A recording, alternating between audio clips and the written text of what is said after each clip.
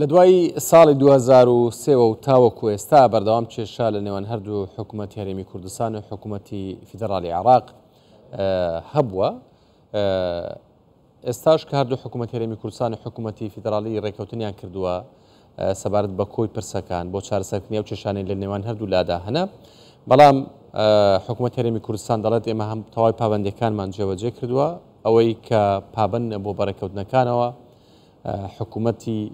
فیدرالیە. حکوومەتی فیدرالیش لەلایەکەوە دەڵێت نەخێر هەرێمی کوردستان پابەند نەبووە. سەرم بابەتە میوانێکم لەگەڵ دەبێت بەڕێز غەیس تەمیمی سەرۆکی پرۆژەی هاوڵاتی بوون لە ستۆدیۆ لەگەڵمان دەبێت. بەڕێز غەیس بەخێر بێت. بخێر بێت. سپاس. بۆچی بەردەوام لە دوای ڕێکەوتنەکان ترسێک لەلایەن هەرێمی کوردستانەوە هەیە کە ئەم ڕێکەوتنانە جێبەجێ نەکرێت. لە دوای 2023 تاوەکو ئێستا ڕێکەوتنەکان وەک خۆیان جێبەجێ نەکراون. ئەوەی کە ئێستا ڕوودەدات ئایا کامیان پابەند نەبوو بە ڕێکەوتنەکانەوە؟ ئایا حکوومەتی هەرێمی کوردستانە یان حکوومەتی فیدرالیە؟ زۆر سوپاس. بەڕاستیدا بەڕاستی کێشێشی گەورە هەیە سەبارەت بە ڕێڕەوی دەوڵەتی عێراقی هەر لە ساڵی 2023 تاوەکو ئێستا هێزە سیاسەکانی عێراق هێزە شیعیەکان بە تایبەت بە دیاریکراوی ناتوانیوە ئایا شێوەی نوێی عێراقی دەوڵەتی عێراقی چۆنە. لە هەمان کاتدا هێزە سونیەکانیش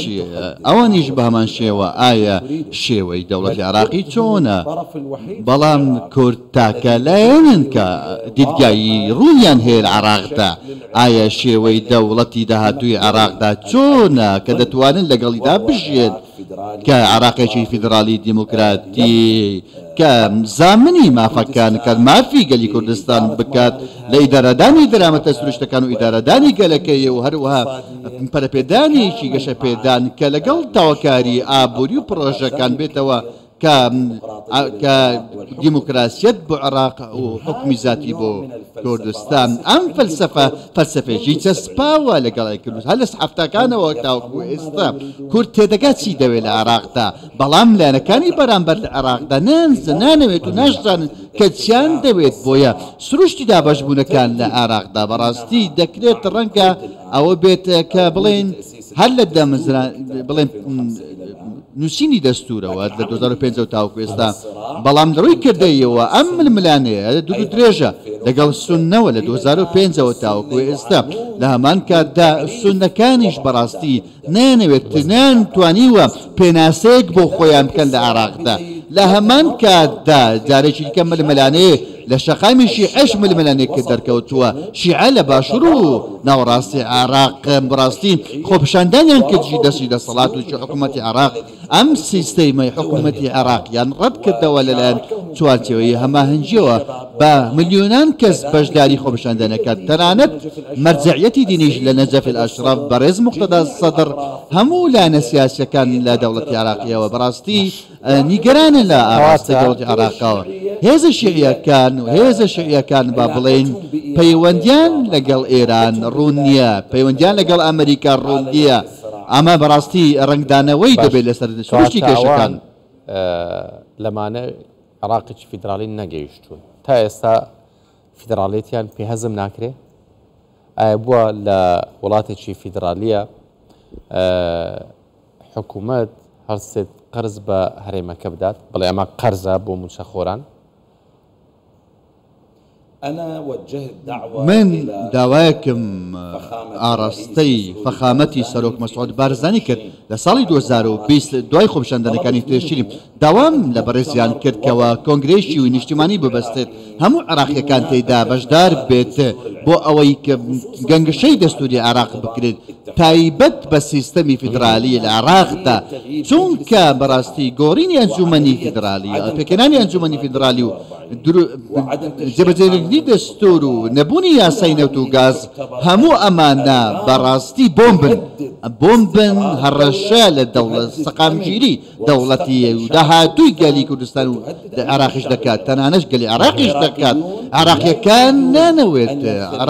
نانەوێت کەوا لە ململانەی بەردەوام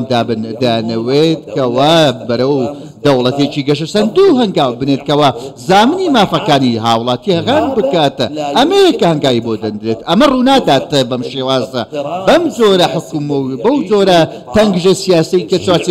چوارچێوەی شیعی دەیکات بەمە ناتەجێ بەڕاستی ئیتلافی ئیدارەی دەوڵەت بەڕاستی ئیدلافێکی چەسپا و نەبووە چەسپا و ڕەسە نەبووە بەهۆی لە تێگەشتێکی نەبوات سەرانی چوارچێوەی ئەمانجی ڕێکەوتنێکیان لە 2010 لە مەسیح سەلاحەدین ڕێکەوتنێکیان واژۆ کرد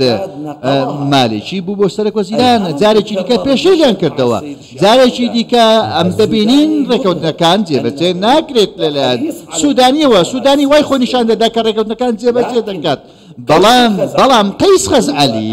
کە ئەو گرنگترین هاوبەشی سوودانیە ئەو هەان دەدات بەچی هاوبەشی لەگەڵ هەندێک لایەنی کوردی لەگەڵ ڕێیان کلدانی و ئەم لایەنە سیاسیانە بەڕاستی لەگەڵ پرۆژەی ئێرانیدان خەزعەلی و هاوبەشانی خەزعەلی بۆیە گەڕانەوە بۆ دەستور چارەسەرەیە ورژاندنی دەستور و لە تەکتۆکانی ئەمریکا و بەڕیتانیا و کۆمەڵگەی نێودەوڵەتی و یەکێتی ئەوروپا زامنی ئەم جێبەجێکردنی ئەم دەستورە بوون دەوڵەتی عراقی بێ بەجووری دەستور بەرەو بدرێت فیدرالی دموکراتی ئێستا پێویستە ئێمە داواکارێک ئاراستەی ئەوان بکەین پرسیاری گەورە بکەین ئایا ئاراستەی دەستور بەرەو چێ دەچێت ئایا لایەنە شیعیەکان دەستور جێبەجێ دەکەن لایەنە سونیەکان دەیانەوێت دەستور جێبەجێ بکەن یان نا یاخۆت دەستوری 2005 ڕەتدەکەنەوە بەرەو بژاردەیەکی نوێ هەنگاو دەڕێن پێت ئەو عەقلیەتی کە ئێستا هەیە ئەم دەستورەوە خۆی جێبەجێ بکات لا أعتقد نخير باور رومانيا لا أتصور باور رومانيا قوى الإطار ستمضي نحو مفهوم الدولة الحديثة کەواتە چارەسەر چارەسەر بۆ وچوونی منچیە ئەمە ڕێگەمدا و پەیامە بگەین لە ڕێگەی کوردستان بچارەوە بۆ گەری کوردستان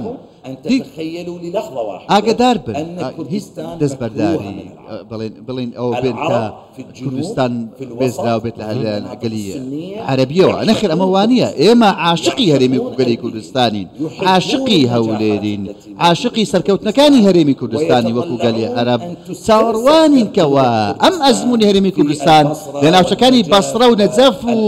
ئەنبار و سەلاحەدین و مووسڵ کۆپی بکرێت بگوازرێتەوە عێراقیەکان پێویستیان بەم ئەزموونەوەیە پێویستیان بە سیستمێکی ئامنی و سەقامگیر هەیەکەوە هاوسەنجی و عەقلانیەت و دانایی هەبێت کە لە کوردستاندا هەیە کێشەکە ڕاستەقینەکە چییە؟ کێشەکە لەگەڵ چینێکی سیاسیە کە بەڕاستی کە سەتا پێنج تێپەڕ ناکە لەگەلی کۆی گەلی عێراقی بەتایبەت لە شیعە بۆیە پێویستە من بانگەوازێکم بۆ گەلی کوردستان کە دادی گەلی کوردستان هەیە بەتایبەت فەقامەتی سەرۆک مەسعود بارزانی کە پێویستە داواکاریەکانتان بگەێنن هەروەها ئێمە بەرەو چی هەنگاو بنین بەرەو پرسیاری دەستور بڕۆین چوارچەوەی هەماهەنگی ئایا ئەو دەستورەی کە هەیە بۆ هەر سونە بە هەمان شێوە وا دەڵێن کەوە کورد سامانی ئەوە دەدزێت ئێمە لە کاتێکدا ئێمە هەمومان دەزانین ئەمە درۆیە کورد سامانی دەوڵەتی عێراقی نەدزیوە ئەمە درۆیەکی زەقە بەڕاستی ئەمە بۆ نانەوەی پشێوی و ڕق و کینەیە بۆ دەمارگیریە بۆ تونوتیژیە بۆ ململانەیە نانەوێت خێریان بۆ کوردستان ناوێت